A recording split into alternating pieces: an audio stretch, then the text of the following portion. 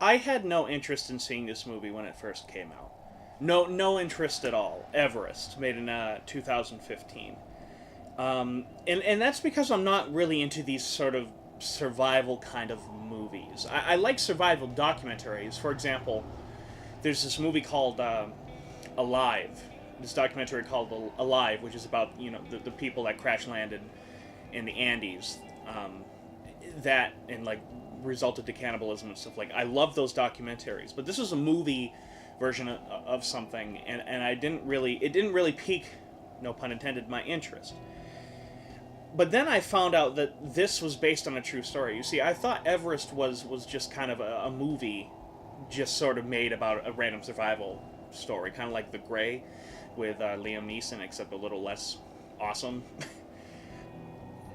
and more realistic, of course. But when I found out that it was based on a true story, it instantly made me want to watch it. Stories like this that are based on like a true story immediately pique my interest more than if the movie is not based on a true story. And I mean truly based on a true story. I don't mean like they say, like The Fourth Kind, for example, which I still think is a fine movie, but they advertised it as if it was based on a real story, when the fact is it wasn't. That never happened. There was none of these characters really existed at all. It was a blatant lie, really. And I got interested in Everest when I watched a video about dead bodies that we can see but we cannot retrieve. And it was a list of like the top 10 places, some of them were like the Titanic and so on and so forth. But number one was Mount Everest, which surprised me. I mean, I knew that there were like a lot of people that died on that mountain, but it is literally littered with dead bodies. And it is through this that I found out about the 1996 Mount Everest disaster, which is literally what it is called. And that is what the movie Everest is based on. And I watched two documentaries on the 1996 Mount Everest disaster. One was made in 97, only a year after the event, and then one was made in 2014, to give some time between the two. And it really is just a tragic story with 8 people ultimately freezing to death. And it's both an inspiring tale and a sad tale at the same time, as most of these kind of survival stories go.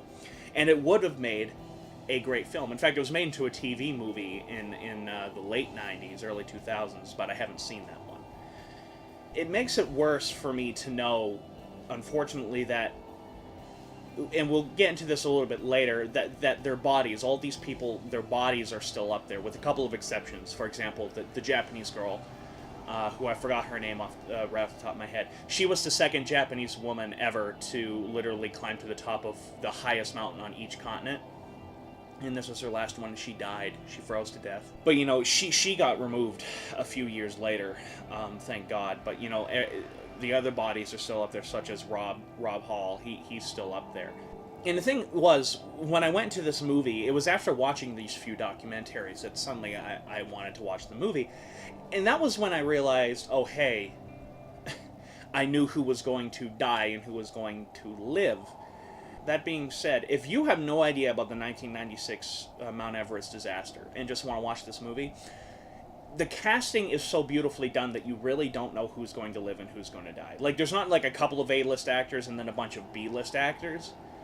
And we all know that the A-list actors are going to live and the B-list actors are going to die, or vice versa. No, in this one, everyone is pretty well grounded in the acting community, and which makes it an ensemble cast, which wasn't their original intent, but the filmmakers went on to want to do that when Christian Bale turned down the role of Rob Hall. But that being said, because of the casting, if you don't know anything about the story, you kind of don't know who's going to live and who's going to die, which adds a lot of suspense, needed suspense in this film, and it's done very well. The casting in this film is some of the best in recent films made over the past 5 years. It's just utterly astonishing. And as I said earlier, it is an ensemble cast. And what's great about this, thematically, is that you don't know who is going to live and who will die. You don't know who's going to make it to the top, who's going to make it back to the bottom, who's going to live by the end of the story, who's going to make it out of the story with scars, and so on and so forth. Nor do you really know who the good guy or the bad guy is. We have Jason Clarke, who I know for Dawn of the Planet of the Apes. Then we have like Jake Gyllenhaal, who plays an actual minor character presented in this movie, surprisingly. Josh Brolin, I don't know the actor's name, but Doug Stamper from House of Cards, Robin Wright from House of Cards, Sam Worthington. We have just an amazing cast. This is an A-grade cast, and I love it. And these people bring to life characters that otherwise they don't really have much of a character. Because we know these actors, they give more life to them than if they were played by some B-list actor. For example, Robin Wright only has 3 scenes in the movie, but yet we remember her, and she does just a phenomenal job. As for the director, I can't even remotely pronounce his name, so I'm not even going to attempt it, but I had no idea what he's done. Absolutely no idea what he's done. Nor do I know this music composer. I mean, I look at their IMDb page and their Wikipedia pages, and I have no idea what else they've done. I haven't seen anything else of their work, so this is my first, experience with them. And they did a very good job. The music in particular, I like, with a couple examples. There's some parts where suddenly, there's this action music that plays, and it's very generic action music, and I'm like, the scene probably would have been better if that music wasn't there. If they just took out the music completely, it probably would have even been more tense, and we just focused on the editing a little more instead of having the music to kind of punch the audio. For example, I'm thinking of, towards the end of the movie, the helicopter that flies up and almost crashes because of how thin the air is and saves Beck Weathers. There's this music that's playing there, which again, this really happened, but there's this music playing there that didn't really need to be in the sequence. And the same during the end credits, when the scene fades out and after we get the epilogue, which is a bunch of pictures of the real life people who died and what happened to their families and about the survivors, when the credits start rolling, that same action music starts playing, and I was like, it would have been more effective if that same melancholic music continued to play, because the melancholy music in this movie is phenomenal. For example, I think of the music that plays during the last 5 minutes of the film. You could have gone one of 2 ways showing off the grandness of Mount Everest. You could either go loud and huge, or you could do what this movie did, which I think was more effective in the confines of this sort of personal story, is it goes very small, and it complements the just huge scale of the images you see, and the music is quite well done, specifically towards the end of the movie. The DP of this movie was Salvatore Totino, and I actually knew him because, he DP'd movies like Frost, Nixon, and Da Vinci Code, both films I absolutely love. And this is, I think, his best work, because there is, even the special effects in this stuff are all integrated so well that you barely notice it. And it's very well done. And it's mixed with a lot of these practicals and everything like that. It just works really good. And this movie looks fantastic, by the way. The camera movements, for example, are just right. There's a scene where they have to cross this huge cavern where it's you can't even see the bottom of it, and they've tied all these ladders together and they're climbing across it, and it's so well done that a lot of it I actually thought was on location, only to find out during some of the special features it's not. It was shot on a set. And what's great about this is this is green screen done right. Basically, they have bits and pieces of green screen where it's they can combine images and so on and so forth. And also, the images that they're combining into it are not computer-generated images. They are just other footage shot by probably the second unit and the third unit that they then combined with the stuff that the director was actually directing and stuff like that, which is, to me, how effect shots should be done. And so a lot of these shots I didn't even realize were on sets.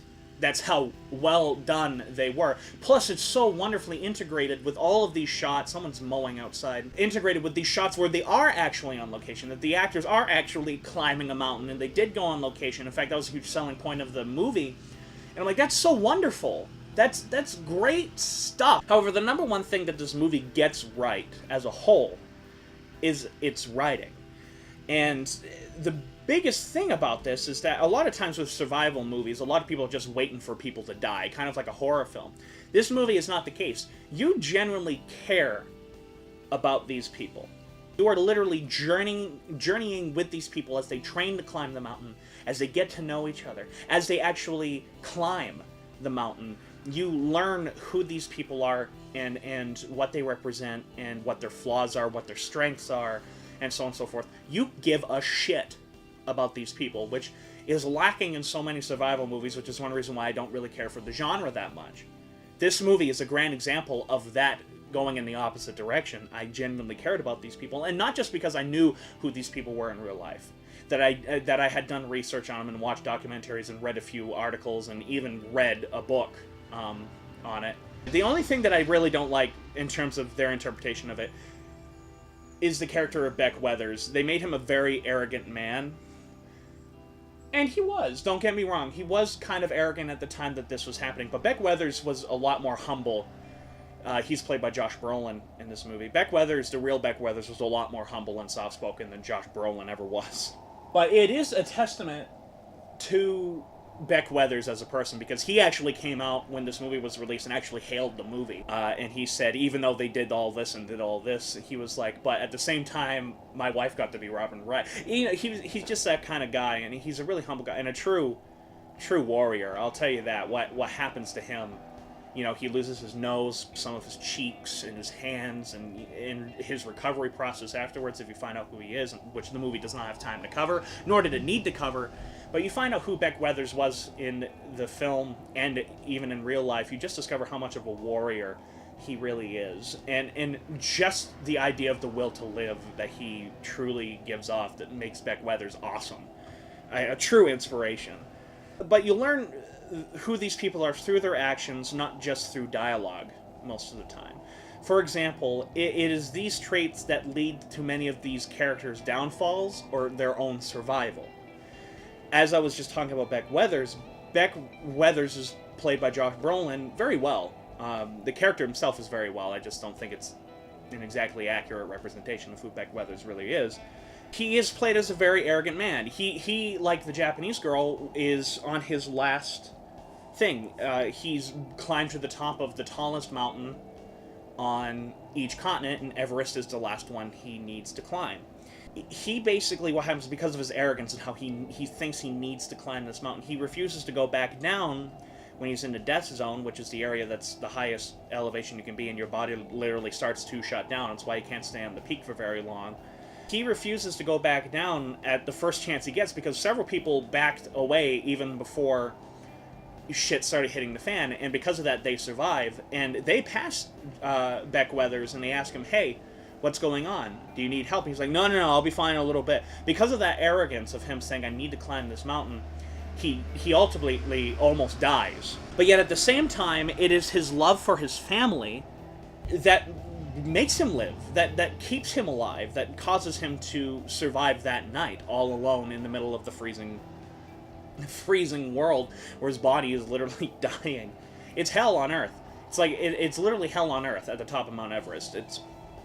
You're lucky if you live to get up there. You tell that he cares about his family. It's foreshadowed why he survives, because he actually calls his wife because he forgets that it's their anniversary, and he's willing to pay $25 per minute to call his wife just to say happy anniversary. So it shows that even though they're kind of estranged because his family doesn't really understand why he's climbing a mountain, and this is in real life, that he still loves them, and you can tell that, even though they're kind of butting heads right now, they do love each other, and that really comes through when he actually lives. Because it is his family, Beck Weathers' family, that he remembers, and this is really what happens. Beck Weathers talks about this several times, the real Beck Weathers, that he remembered his family, and that's what caused him to get back up the next day and to walk to Camp 4, or wherever, I think it was Camp 4. And the reason why he survived. Again, he loses his hands, he loses his nose and some of his cheeks, but he lived. And, that to me, that's utterly inspiring. Then we have Scott, played by Jake Gyllenhaal, who is jealous of Rob Hall because he had this reporter, played by the guy from House of Cards, Doug Stamper from House of Cards. The reporter wanted to go with Rob instead of Scott. And because of this, Scott pushes himself like mad. It's clear that he can't handle stressful situations very well. And so he pushes himself, and it's because he pushes himself so hard that he runs up and down the mountain twice, making him extremely sick due to altitude, the change in altitude sickness, essentially. He becomes very, very sick. We are warned about this in a previous scene. Ultimately, he freezes to death because of the storm. So what happens is him and his Sherpa, he's like, you got to grab me oxygen. I'm running out of oxygen, and I'm about to pass out, and I don't feel good. And so the Sherpa basically says, stay here, I will be back. Well, what happens is the storm hits. And if the Sherpa went back up with the oxygen to get Scott, he would have died. So we would have had 2 dead bodies instead of 1. And as horrible as that sounds statistically, because I did just reduce it to a statistic, it's the unfortunate reality of the situation on top of that mountain. And unfortunately, Scott freezes to death. He was one of the guides of the 2 expeditions going up. Then we have Doug, who is my second favorite character in this movie. Doug desperately wants to impress his kids by being an ordinary guy climbing to the tallest mountain in the world. He works 3 jobs just so he could pay, the $65,000 to go to Mount Everest and climb it. He's tried this multiple times, 3 times, and he has failed.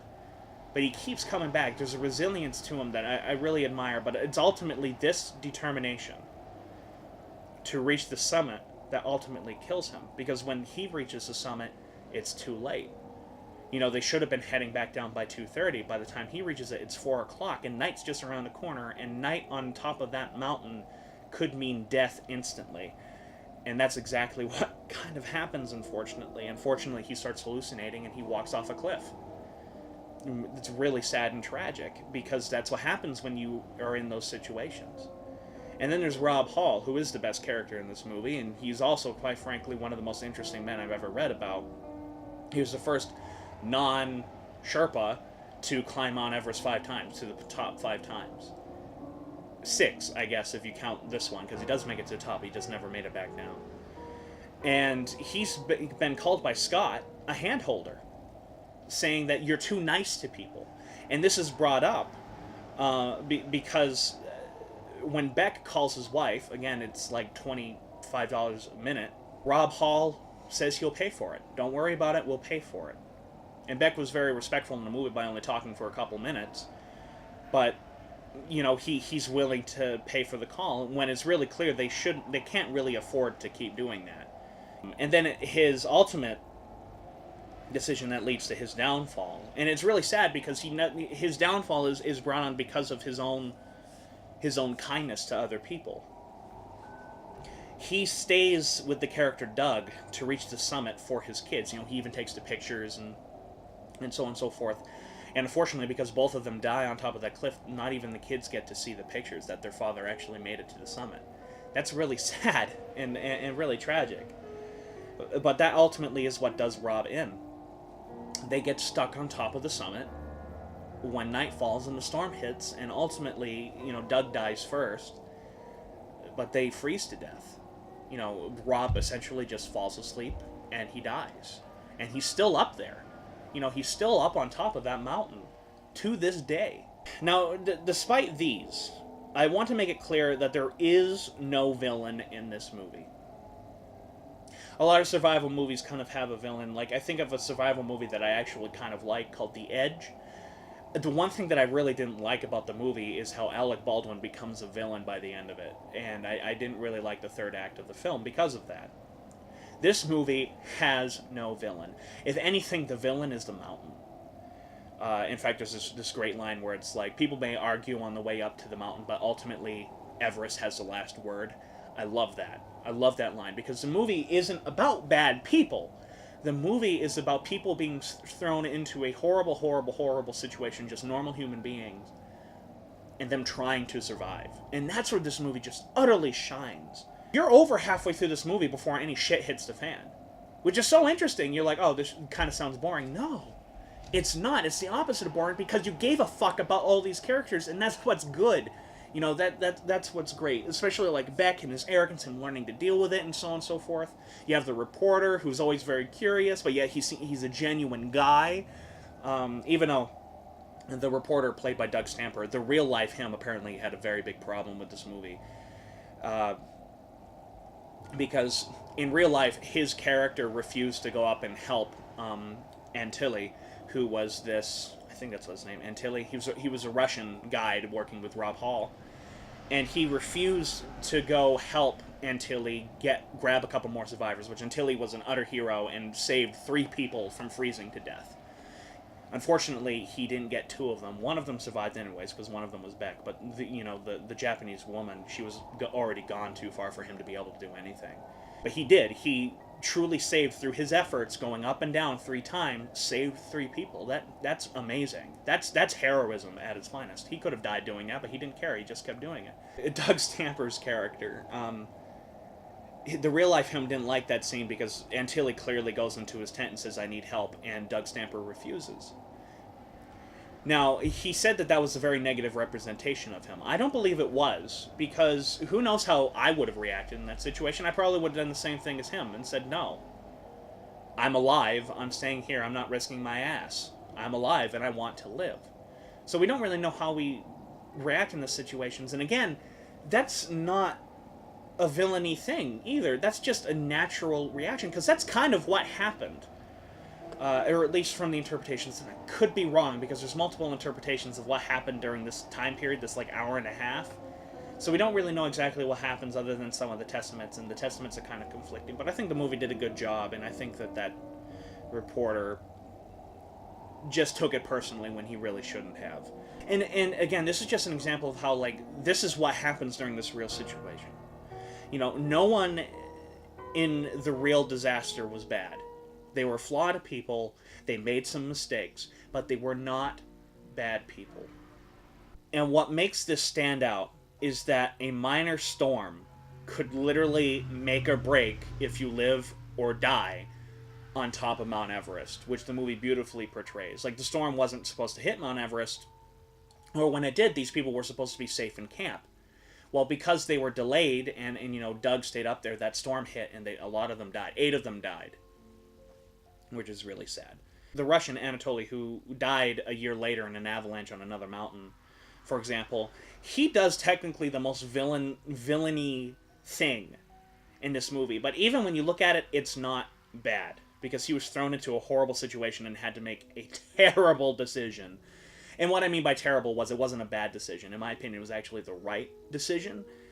Looking at it from multiple point of views, what he did was the right thing to save his own hide and not add another body to the body count. But it's horrible in hindsight, if that makes any sense. He keeps hiking back and up and down the mountain, like I've said, to save these people, to help bring them back down to Camp 4 before they freeze to death. And I think it's Camp 4. I could be wrong, but I'm pretty sure it's Camp 4. And what happens during his final trip up there alone, you see Yasuko. Yasuko, there we go. Yasuko was the Japanese girl that just hiked up, like Beck, just completed her mission of climbing to the summit of the 7 tallest mountains on the continent, on each continent. So he looks at Beck and Yasuko, who are lying on the ground, skin exposed, barely breathing, unconscious, basically unconscious. They're going to die. They're getting to the point where they do have hypothermia. They're going into hypothermic shock and a hypothermic coma. And they're basically dead. And Anatoly has to leave them behind, which is so horrible to think about. But, he has to leave them behind, or else he himself will probably die as well. He makes the horrible decision, the sad decision, to leave them behind, to just die. Because at this point, they're either in a coma or they're about to go into a coma. There's no point of saving them. No help is going to come up. No medical help that they need is going to be able to come. They might as well just go to sleep and die. It won't be painful. It'll be cold, but you won't even feel cold at that point. And you'll just fall asleep and die. And so he turns around and walks away. And it's really sad because he can't tell that Beck is still alive. Or Beck is truly still alive, because you see Beck reach up for him as you see the light of Anatoly just slowly walk away into the storm. And as the camera pulls out, a great shot, and the music swallows up the sound effects of that ominous choir that sounds almost like the wind blowing. It's really well done. And he reaches out and then just slowly falls asleep. I'm like, that's really sad. It's like, how could... It makes you think, what would you do in that situation? And everyone would love to say, oh, I would definitely save them, blah, blah, blah, I'd be a hero. Would you? I don't know if I'd be. What would you do in that situation, knowing that they're probably dead? If you help them, you're probably going to die. You'd add another body to the body count. What would you do? which is why Beck's recounting of the story is called Left 4 Dead. He's left for dead literally 3 times. Basically what happens is, Anatoly saves a bunch of people and rescues them. He's left for dead there, that's once. Then when Anatoly goes back up there and sees that him and Yasuko are dead, basically dead, he leaves them again, so there's a second time.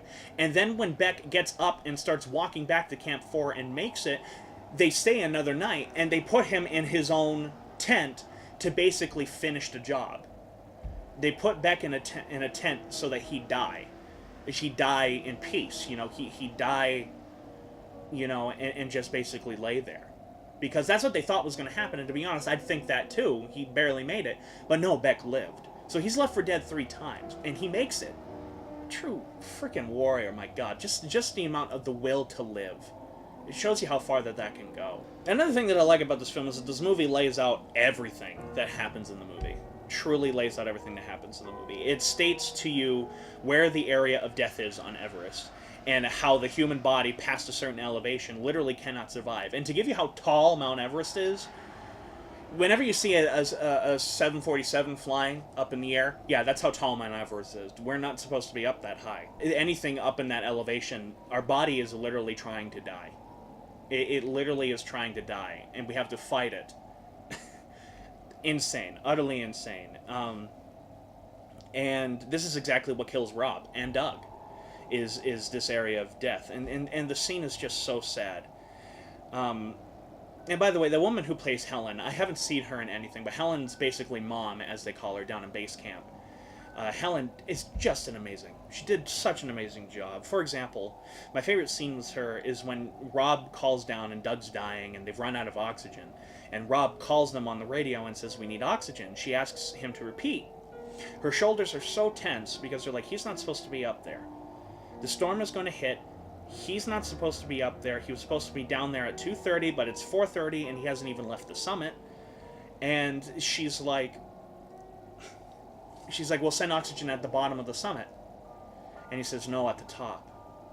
And when he says the top, her shoulders lower, but not in relief, but in pure dread. She knows at that moment that Rob's probably going to die, and so is Doug. And despite them desperately trying to get Sherpas up there to give them oxygen, and someone does go up there with oxygen, but unfortunately it freezes. They send a bunch of Sherpas up there, the Sherpas are real heroes on Everest. They are fucking troopers. But the Sherpas, they have to turn around because the storm is so bad that if they kept going, they're probably going to die. So they have to turn around, which is the final basic nail in the coffin for Rob, is that he's going to die.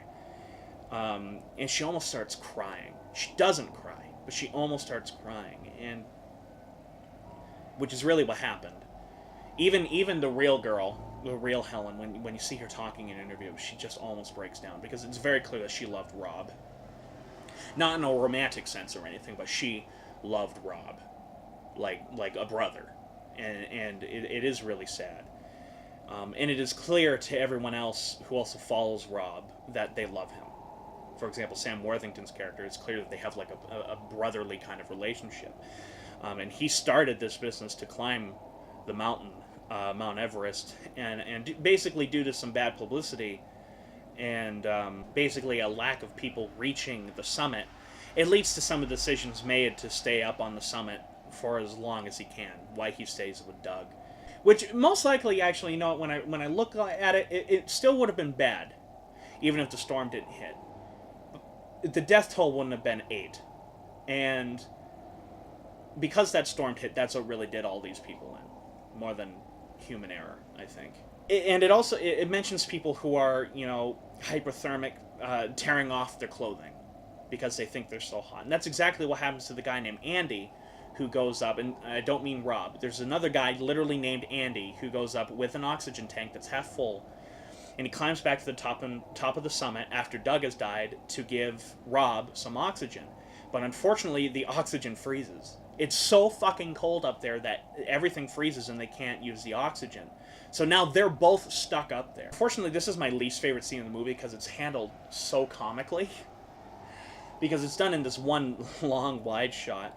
But Andy, the next after the night, wakes up. He's like, it's so hot, and starts stripping off all of his clothing, and then he just goes whoop, and literally falls off the side of the cliff and slips off the side of the cliff.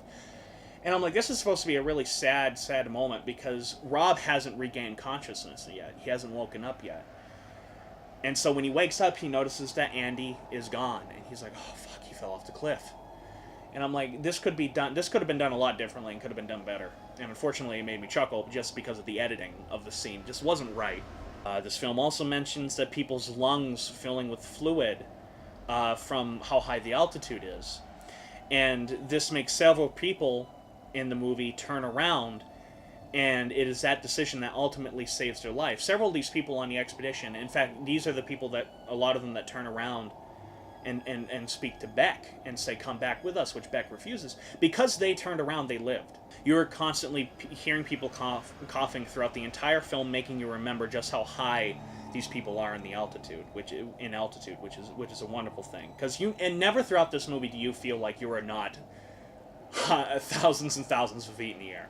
Not once in this movie do you feel that you feel like you're on a set, which I really, really applaud this movie. That this movie does not try to dissuade you from mountain climbing. You think that's what you'd want to do. It'd make you think that people are crazy for wanting to climb Everest. It doesn't do that. That wasn't the mission of the movie. The mission of the movie was just to tell a story. A horribly tragic story. And one scene perfectly sums up this and makes me love it so much.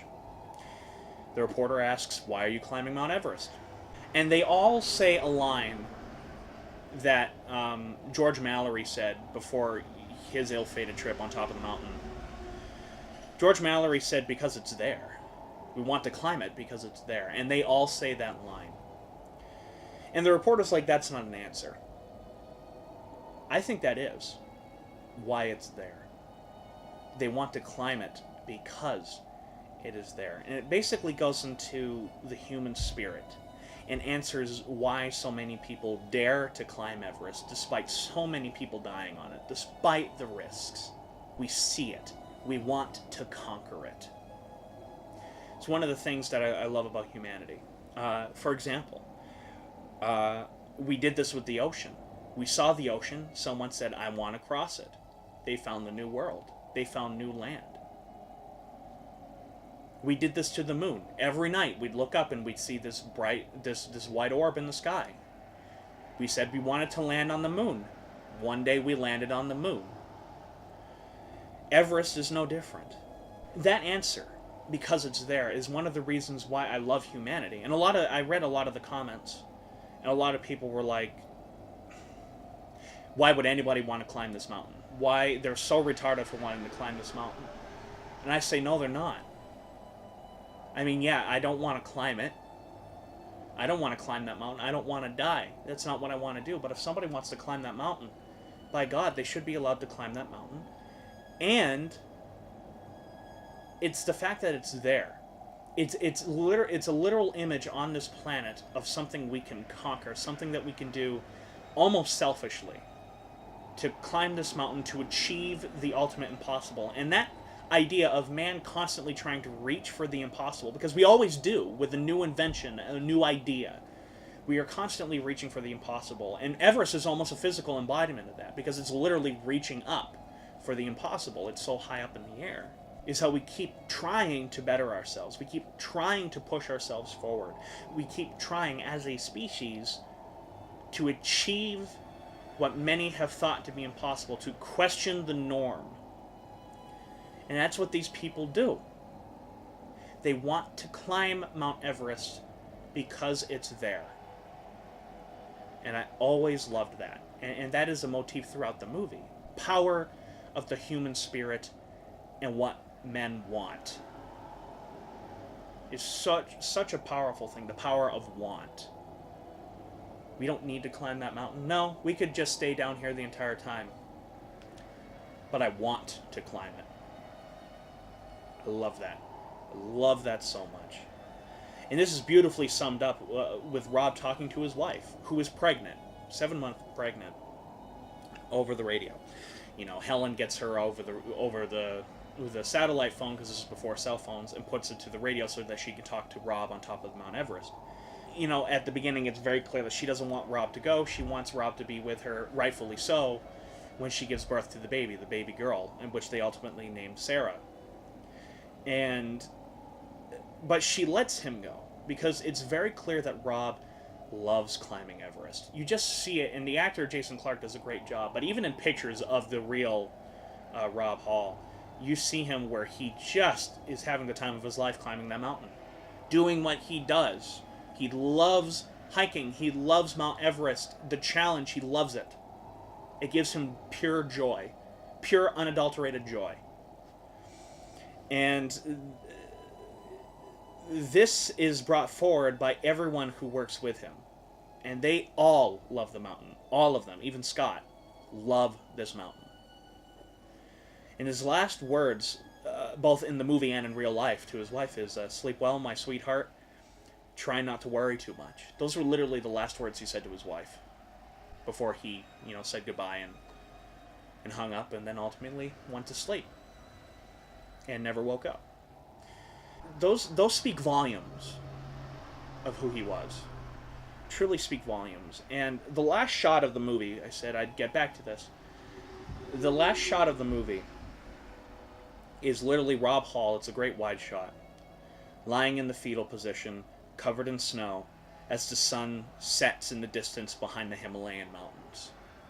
It's literally the last shot in the movie. And the shot is both gorgeous, haunting, and utterly stunning. Just stunning. It's my favorite shot in the movie. It really is. But never in it is it tragic, if that makes any sense. I mean, it is. He's dead, and we like him, and this really happened, and it's really sad. But yet, it never once feels sad. Does that make any sense? It never once... The way how the music plays and so on and so forth, it's very tranquil. It's very peaceful. The violin that plays. And it still makes you go, wow. And one of the reasons why I say that is because in real life, Rob, Scott, even, the hikers who lost their lives during this whole ordeal, they died doing what they love. They died doing what they ultimately just love doing more than anything in the world.